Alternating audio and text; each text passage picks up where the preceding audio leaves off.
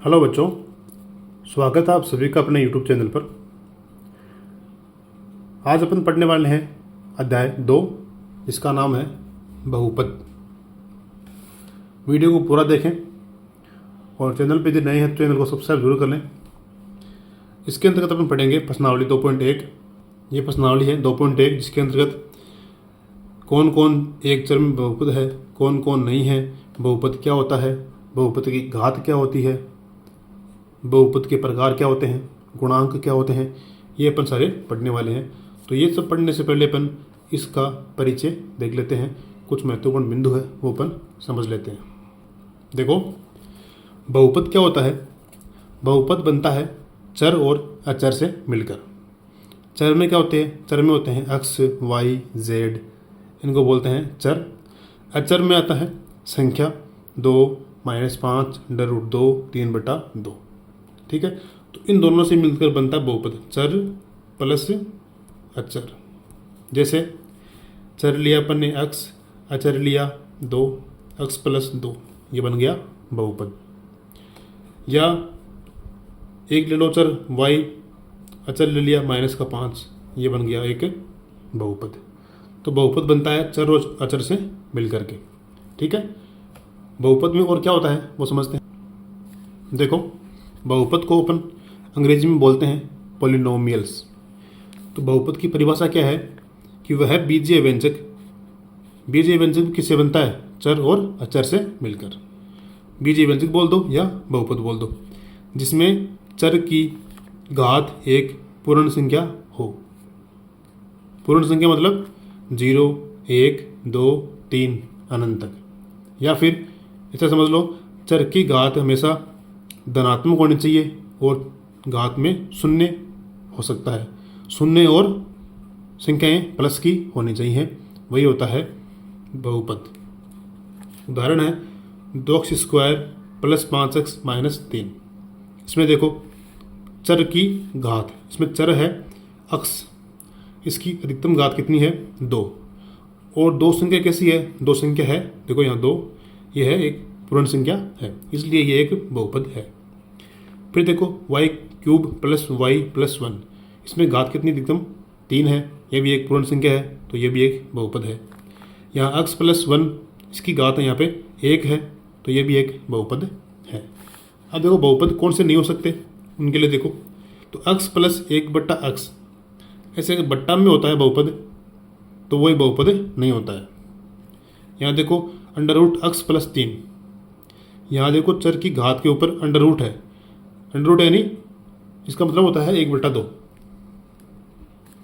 Root का मतलब 1/2। तो x की घात कितनी है? यहाँ पे 1/2 है, जो कि एक पूर्ण संख्या नहीं है। यहाँ देखो, ठीक है, तो x रूट का मतलब होता है 1/2। फिर देखो x की घात 2/3 + 5, यहाँ पर भी देखो x की घात एक पूर्ण संख्या नहीं है, तो ये भी बहुपद नहीं है। y की घात 1.5, पॉइंट में भी घात नहीं होनी चाहिए। ठीक है, ये भी बहुपद नहीं है। और ये देखो 2/x - 3, बट्टा में बहुपद है, तो भी ये बहुपद नहीं है। एक अगर घात माइनस में है, जैसे मैंने यहाँ लिख दिया x - 2 + 3, तो ये भी बहुपद नहीं है, क्योंकि यहाँ पे घात कितनी है? माइनस में है। जबकि पूर्ण संख्या में सारी संख्या कैसी होती है? प्लस की होती है। तो आपको ये ध्यान रखना है, बहुपद के लिए उसकी जो घात है वो हमेशा पूर्ण संख्या होनी चाहिए। 0, 1, 2, 3, 4, 5 ऐसी होनी चाहिए। ठीक है, फिर देखो बहुपद की घात, तो इसको समझ लिए। चर x के बहुपद px में x की सबसे बड़ी घात बहुपद की घात कहलाती है। आप शॉर्ट में ये समझ लो, चर की अधिकतम घात, बस ये आपके लिए बहुत है। चर की अधिकतम घात ही क्या होती है? बहुपद की घात होती है। तो ये px, p का मतलब है पॉलिनोमियल, x यानी चर, मतलब चर में बहुपद। तो यहाँ पे 4x + 2, यहाँ पे घात कितनी है इसकी? 1 है, तो ये हो गया बहुपद की घात, यहाँ पे 1 हो जाएगी। यहाँ देखो 5x की घात 3 - 4x² + x - 2, यहाँ चर की अधिकतम घात कितनी है? 3 है, तो ये इसकी बहुपद की घात हो जाएगी। बहुपद की घात तो बहुत सरल है, आपको कुछ नहीं करना है, केवल चर की घात ही देखनी है। ठीक है। अब देखो बहुपद के प्रकार। एक प्रकार यह होता है बहुपद के प्रकार में किसके आधार पर, पदों के आधार पर, एक पदीय, द्विपदीय और त्रिपदीय। एक पदीय में केवल एक पद होता है, अक्स स्क्वायर मान लो, अक्स मान लो, है ना, वाई मान लो, केवल एक होगा, वो होता है एक पदीय। द्विपदी में दो पद होंगे, अक्स स्क्वायर माइनस 2 या वाई स्क्वायर प्लस 5 या जेड स्क्वायर माइनस 6, है ना, उसमें केवल दो ही पद होंगे तो होगा द्विपदीय। त्रिपदी में तीन पद होंगे, 1, 2 और 3। ठीक है। एक है बहुपद का प्रकार है बहुपद के आधार पर, जिसमें रैखिक, द्विघात, त्रिघात मतलब घात के आधार पर। तो रैखिक बहुपद में घात एक के बहुपद को रैखिक बहुपद कहते हैं, मतलब वह बहुपद जिसकी अधिकतम घात हमेशा एक होती है उसे ही बोलते हैं रैखिक बहुपद। जैसे यहाँ देखो 4x प्लस 5, यहाँ पे अक्स की घात 1 है तो ये रैखिक है। √3 अक्स की घात 1 प्लस 2, यहाँ पर अक्स की घात 1 है तो ये रैखिक है। 4x ये भी रैखिक है। 2/3 t प्लस 1 ये भी रैखिक है। यहाँ देखो आप कंफ्यूज हो रहे होंगे, अक्स का जो गुणांक है वहाँ पे अंडर में हो सकता है, अक्स के गुणांक में रूट में संख्या हो सकती है, लेकिन खुद अक्स कभी भी रूट में नहीं होना चाहिए, वो बहुपद नहीं होगा। जैसे अपन ने यहाँ पर समझा है √x प्लस 3, जो चर है उसके ऊपर रूट नहीं होना चाहिए। ठीक है। रैखिक बहुपद में उसका व्यापक रूप होता है ax प्लस b, जहाँ पर a b तो क्या है, वास्तविक संख्याएं हैं और a का मान कभी भी 0 के बराबर नहीं होना चाहिए। फिर देखो द्विघात बहुपद, इसका मतलब है, देखो नाम से पता लग रहा है द्विघात, इसके अधिकतम घात 2 होनी चाहिए। तो देखो 2x square plus 3x minus 5, यहाँ घात कितनी है 2, तो ये हो गया द्विघात बहुपद। वाई स्क्वायर माइनस 2, घात कितनी है 2 है, तो ये भी द्विघात बहुपद है। और द्विघात बहुपद का व्यापक रूप होता है ax square plus bx plus c, और a का मान 0 के बराबर नहीं होना चाहिए। a b c क्या होती है, वास्तविक संख्याएं होती है। अब देखो त्रिघात बहुपद, वह बहुपद जिसकी घात कितनी होती है, हमेशा 3 होती है। देखो यहाँ पे 5 माइनस एक्स क्यूब कितनी घात है 3, तो ये हो गया त्रिघात बहुपद। 3x cube minus 4x square plus x minus 1, इसकी घात कितनी है, अधिकतम 3 है, तो ये पूरा कौन सा पद हो गया, त्रिघात बहुपद। और इसका व्यापक रूप होता है ax cube plus bx square plus cx plus d, जहाँ ABCD तो क्या है, वास्तविक संख्याएं, a का मान कभी भी 0 के बराबर नहीं होना चाहिए। ठीक है। कुछ महत्वपूर्ण बिंदु है उसमें देखो आप, एक शून्येतर अचर बहुपद की घात 0 होती है। शून्येतर का मतलब होता है शून्य के अलावा, मतलब 1, 2, 3, 4 माइनस 5, ये शून्य के अलावा अचर बहुपद की घात हमेशा 0 होती है। और यदि शून्य बहुपद है उसकी कोई घात नहीं होती है, ज्ञात नहीं कर सकते। जैसे देखो अचर बहुपद में 2 आता है, -5, 1/2, ये सारे अचर बहुपद हैं। इनकी जो घात होती है वो 0 होती है। कैसे होती है वो समझो। जैसे ये 2 है तो 2 को अपन ऐसे लिख सकते हैं, 2 अक्स की घात 0, क्योंकि हम जानते हैं अक्स की घात 0 का मान कितना होता है, 1 होता है। तो अपन 1 यहाँ रखेंगे, 2 गुणा 1, तो ये कितना वापस 2 ही आना है, 2 ही आ रहा है। इसका मतलब ये हुआ कि अपन अचर को अक्स की घात 0 के रूप में लिख सकते हैं। अब यहाँ देख लो आप, अक्स की घात कितनी है, 0 है, तो उसकी घात कितनी हो जाएगी, 0 हो जाएगी। चाहे ये देख लो 1/2 है, इसको भी अपन 1/2 अक्स की घात 0 लिख सकते हैं, क्योंकि इसका मान 1 होता है, 1 इससे गुणा होगा वापस वही आ जाएगा। तो ऐसे अचर बहुपद की घात होती है हमेशा 0 होती है। अब है शून्य बहुपद, मतलब ये शून्य बहुपद है। अब अगर अपन इसमें तो शून्य बहुपद की जो घात होती है वो अपरिभाषित होती है, ज्ञात नहीं कर सकते। ठीक है। शून्य बहुपद की घात को ज्ञात नहीं कर पाएंगे, अपरिभाषित और अचर बहुपद की घात हमेशा शून्य होती है, ये आपको याद रखना है। अब देखिए प्रश्नावली 2.1 है। पहला क्वेश्चन है, निम्नलिखित व्यंजकों में कौन कौन एक चरमी बहुपद है, कौन कौन नहीं है, कारण के साथ अपने उत्तर दीजिए। तो पहला क्वेश्चन है 4x² - 3x + 7। इसको अपन देखते हैं। तो अपन को देखना है कि बहुपद है या नहीं। तो बहुपद देखने के लिए अपन क्या करेंगे, एक ही काम करना है, आपको जो चर है उसकी आपको घात देखनी है, अधिकतम घात देखनी है, और वो एक पूर्ण संख्या होनी चाहिए। पूर्ण संख्या मतलब 0, 1, 2, 3, 4 ऐसे होनी चाहिए। ये घात धनात्मक होनी चाहिए। तो यहाँ पे देखो घात कितनी है, 2 है। तो 2 संख्या कैसी है, पूर्ण संख्या है, तो ये एक बहुपद है। दूसरी बात इसमें कहा गया है प्रश्न में कि आपको बताना है एक चरमी बहुपद, यानी उस बहुपद में एक ही चर होना चाहिए। तो यहाँ पर अक्स एक ही चर है, यहाँ पे x यहाँ y नहीं है, तो ऐसा होता तो वो एक चर में नहीं होता। x² है, ये x है, दोनों सेम है, एक ही चर है, तो ये हो जाएगा एक चर में बहुपद। ये है, तो यहाँ लिख देना है यह एक चर में बहुपद है। क्यों है, क्योंकि चर की जो घात है वो एक पूर्ण संख्या है। अब क्वेश्चन नंबर 2 करते हैं। यहाँ देखो y² + √2। तो यहाँ पे चर की घात देखनी है। चर यहाँ पे y है, उसकी घात कितनी है, 2। तो एक संख्या है, पूर्ण संख्या। ये लाइन यहाँ लिखनी है, यह एक चर में बहुपद है। देखो यहाँ पे चर भी एक ही है, y के अलावा कुछ नहीं है, यहाँ पे x कोई z नहीं है, तो ये एक चर में है। यह एक चर में बहुपद है क्योंकि चर की जो घात है वो एक पूर्ण संख्या है। ठीक है। अब क्वेश्चन नंबर 3 करते हैं। देखिए 3 नंबर है 3√t + t√2। क्या ये बहुपद है क्या? ये बहुपद नहीं है, क्योंकि इसमें जो चर है t उसकी ऊपर क्या लगा हुआ है, अंडर रूट लगा हुआ है। तो ये बहुपद नहीं है, क्योंकि रूट का मतलब होता है 1/2। देखो यहाँ रूट का मतलब होता है 1/2। तो हमें चाहिए पूर्ण संख्या, तो ये 1/2 पूर्ण संख्या नहीं है, तो ये बहुपद भी नहीं होगा। ये बहुपद नहीं है। ये तो मैंने आपको समझाया है, ऐसे हिरपकारी है। ठीक है, ये मत लिखना, आपको सिद्ध करना है यह बहुपद नहीं है। क्यों नहीं है? क्योंकि यहाँ पर तो चर की घात एक पूर्ण संख्या नहीं है। क्योंकि यहाँ पर चर की घात पूर्ण संख्या नहीं है।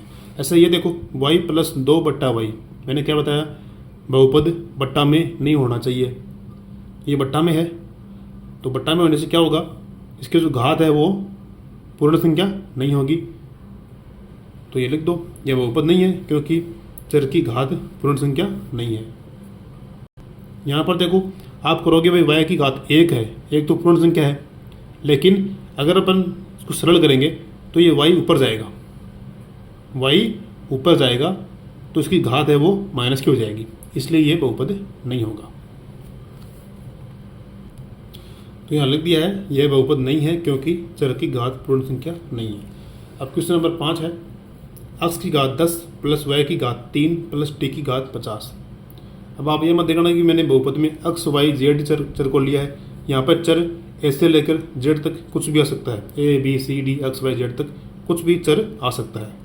ठीक है, तो यहाँ देखो हमें चर लेना है एक चर में, तो यहाँ पर x है, y है, t है, ये एक चर में तो बहुपद नहीं है ना। अधिकतम घात यहाँ 50 है, बहुपद तो ये है, लेकिन ये एक चर में बहुपद नहीं है क्योंकि यहाँ पे 3 चर हैं, x, y, t। तो यह है एक चरों में बहुपद नहीं है। यहाँ 3 चर है तो उसको बोलेंगे 3 चरों वाला बहुपद। ठीक है, ये था पहला क्वेश्चन। अब करते हैं क्वेश्चन नंबर 2। देखो क्वेश्चन नंबर 2 में क्या है, निम्नलिखित में से प्रत्येक में x² का गुणांक लिखो। तो पहला प्रश्न देखो दूसरे का पहला है 2 + x² + x। आपको लेना है क्या, x² का गुणांक, x² का गुणांक। तो देखो यहाँ पे x² है, ये यहाँ किससे गुणा हो रहा है, यहाँ कुछ भी नहीं है, प्लस के इधर कुछ भी नहीं है, कुछ भी नहीं होता है तो उसको अपन 1 मानते हैं। तो इसका मतलब x की घात 2 का गुणांक हो गया 1। गुणांक वह होता है जो यहाँ गुणा होता है। जैसे अक्स का गुणांक क्या होगा, अक्स के इधर कितना है, 1 है, तो उसका गुणांक हो गया 1। ठीक है, यही आपका आंसर है। फिर देखो यहाँ पे दूसरे में 2 माइनस अक्स स्क्वायर प्लस अक्स की घात 3, किसका पूछा आपको, अक्स की घात 2 का पूछा है। अक्स स्क्वायर का गुणांक बताओ कितना है, अक्स की घात 2 के इधर कितना है, 1 है, लेकिन वो 1 कैसा है, माइनस का 1 है, ये ध्यान रखना। ये प्लस का 1 है, प्लस अपन लिखते नहीं है, या माइनस का 1 है। ठीक है, ये आपका आंसर। यहाँ पहुँचता आपको अक्स की घात 3 का गुणांक तो कितना होता, यहाँ पे 1 है, तो प्लस का 1 हो जाता। ठीक है, अब देखो नेक्स्ट क्वेश्चन है, पाई बट्टा 2 अक्स की घात 2 प्लस अक्स, क्या पूछा है, अक्स स्क्वायर का गुणांक। तो बताओ अक्स की घात 2 इधर किससे गुणा हो रही है, तो ये पूरे से गुणा हो रही है पाई बटे 2 से, तो ये हो गया पाई बट्टा 2 इसका गुणांक।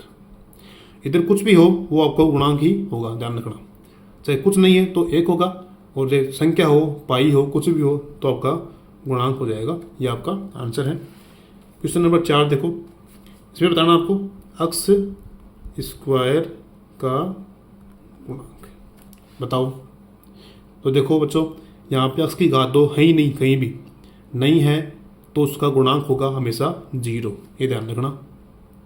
ठीक है, अगर यहाँ पहुँचता आपको अक्स का गुणांक पूछता, किसका पूछता, अक्स का पूछता, तो कितना होता, कितना है, √2। ठीक है, तो ये तो मैंने आपको ऐसे समझाया है, आपका आंसर यही है 0। ठीक है, गुणांक वही होता है जिससे कोई ना कोई संख्या गुणा होती है, चाहे वो संख्या कैसे भी हो, चाहे पाई के रूप में हो, चाहे माइनस की हो, चाहे बट्टा में हो। ठीक है, ये था क्वेश्चन नंबर 2। अब देखिए क्वेश्चन नंबर 3 है, 35 घात का द्विपद और 100 घात के एक पदी का एक एक उदाहरण दीजिए। मतलब एक लेना आपको द्विपद का जिसकी घात होनी चाहिए 35, एक लेना आपको एक पदी जिसकी घात होनी चाहिए 100। ठीक है, तो देखिए 35 घात का द्विपद, द्विपद यानी उसमें 2 पद होने चाहिए, घात होनी चाहिए 35, तो अपन ले लेंगे अक्स की घात 35 और -2, एक पद ये हो गया, एक पद ये हो गया, ये हो गया द्विपद 35 घात का। क्वेश्चन में बोला एक ही उदाहरण, चाहे आप और भी ले सकते हो, कोई दिक्कत नहीं है, 2 गुणा में ले लो, गुणांक में y की घात 35 + 5, ऐसे भी आप ले सकते हो। गुणांक में कुछ भी आप लगा सकते हो और यहाँ पे कुछ भी आप जोड़ सकते हो, लेकिन ध्यान रखना ये होना चाहिए आपको द्विपद ही। ऐसे ही लेना है आपको 100 घात का एक पदी, उसमें केवल एक पद होना चाहिए, तो अपन ले सकते हैं y की घात 100, एक ही पद होना चाहिए, कोई प्लस नहीं, कोई माइनस नहीं, ये एक पदी है। और जैसे 2t की घात 100, तो ये भी क्या है, एक पदी ही है, 2 इधर, इस 2 तो गुणा हो रहा है। ठीक है ना, तो ये हो गया एक पदी, ये हो गया द्विपदी। अब क्वेश्चन नंबर 4। अब देखो नेक्स्ट क्वेश्चन है, क्वेश्चन नंबर 4, निम्नलिखित बहुपदों में से प्रत्येक बहुपद की घात लिखो। तो 4 क्वेश्चन है, अपन को चारों की घात लिखनी है। तो देखो पहला क्वेश्चन है 5x³ + 4x² + 7x। इसमें आपको देखना है बहुपद की घात कितनी है, बहुपद की घात।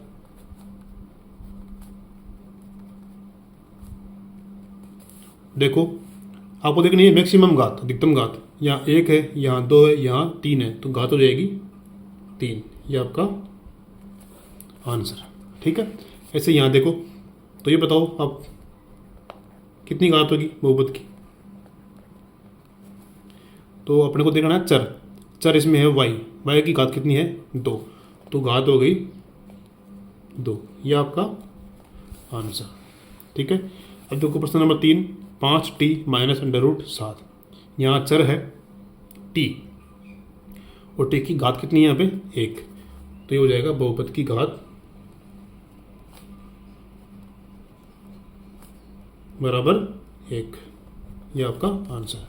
यहाँ बताओ 3, ये कैसा बहुपद है, ये एक अचर बहुपद है, मैंने आपको बताया था अचर बहुपद की घात हमेशा 0 होती है।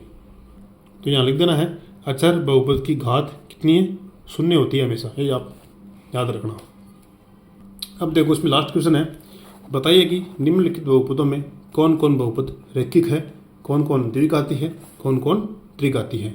तो मैंने आपको बताया था इसमें एक घात होती है वो होता है रैखिक, एक घात वाले को रैखिक, दो घात वाले को द्विघाती और तीन घात वाले को त्रिघाती कहते हैं। देखो पांचवा क्वेश्चन है, इसमें पहला प्रश्न है एक्स स्क्वायर प्लस एक्स। तो यहाँ पे देखो आप घात कितनी है? 2, तो ये हो जाएगा द्विघाती बहुपद। ठीक है, यहाँ घात कितनी है? मैक्सिमम 3 है, तो ये हो जाएगा त्रिघाती बहुपद। यहाँ देखो घात अधिकतम 2 है, तो ये हो जाएगा द्विघाती बहुपद। ठीक है, यहाँ घात कितनी है एक्स की? 1 है। अगर कोई भी घात नहीं है ऊपर तो उसको अपन एक्स 1 मानते हैं। तो 1 को क्या बोलते हैं? रैखिक। रैखिक बहुपद। एक घात वाले को क्या बोलते हैं? रैखिक बहुपद।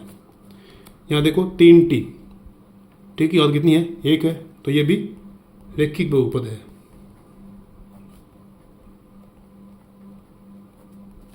आर स्क्वायर, यहाँ घात कितनी है? 2, तो ये हो जाएगा द्विघाती बहुपद। यहाँ x की घात कितनी है? 3 है, तो ये हो जाएगा त्रिघाती बहुपद। ठीक है, तो बच्चों ये थी प्रश्नावली 2.1। कैसे लगी आपको प्रश्नावली? समझ में अच्छे से आ गई होगी। अगर वीडियो अच्छा लगा है तो वीडियो को लाइक करें, दोस्तों के साथ शेयर करें। चैनल पे यदि नए हैं तो चैनल को सब्सक्राइब करें। मिलते हैं अगली वीडियो में, तब तक के लिए जय हिंद।